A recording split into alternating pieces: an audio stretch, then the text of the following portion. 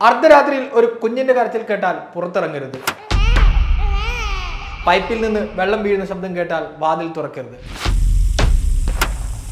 കാരണം നിങ്ങൾ മുറ്റത്തേക്ക് കാലുകുത്തുന്ന നിമിഷം നിങ്ങൾക്ക് മുന്നിൽ ഒരു മുഖംമൂടിധാരി പ്രത്യക്ഷപ്പെട്ടേക്കാം. ആ രൂപം നിങ്ങളുടെ ജീവനും സ്വത്തിനും വരെ ഭീഷണിയായേക്കാം. തമിഴ്നാട് തിരുച്ചിറപ്പള്ളിയിലെ രാംജി നഗർ ഗ്രാമത്തിനൊരു പ്രത്യേകതയുണ്ട്. അവിടുത്തെ ജനതയിൽ ഭൂരിഭാഗവും മോഷണം ഒരു കുലത്തൊഴിലാക്കിയവരാണ്. അതിൽ 5 വയസ്സുള്ള കുഞ്ഞു മുതൽ 80 വയസ്സുള്ള അപ്പൂപ്പന്മാർ വരെ ഉൾപ്പെടും. തമിഴ്നാട്ടിൽ ഇത്തരം തിരുട്ടുഗ്രാമങ്ങൾ വേറെയുമുണ്ട്. ഇവരുടെ മോഷണ പരമ്പരകൾ കൊണ്ട് പൊറുതിമുട്ടിയ തമിഴ്നാട് സർക്കാർ ഇവർക്ക് ചില സൗജന്യ ആനുകൂല്യങ്ങളൊക്കെ നൽകാൻ തീരുമാനിച്ചു.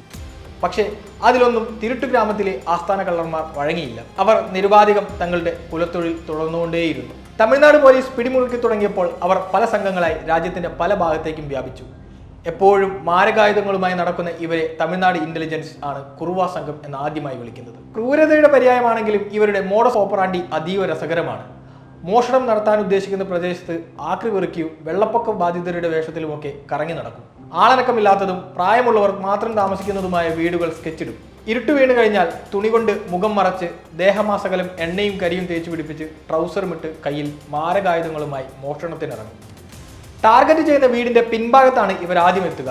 പിൻവശത്തെ വാതിലുകൾ പൊതുവെ ദുർബലമായിരിക്കുമെന്നും അകത്തേക്ക് കടക്കാൻ എളുപ്പവുമായിരിക്കുമെന്നതിനാലാണിത്.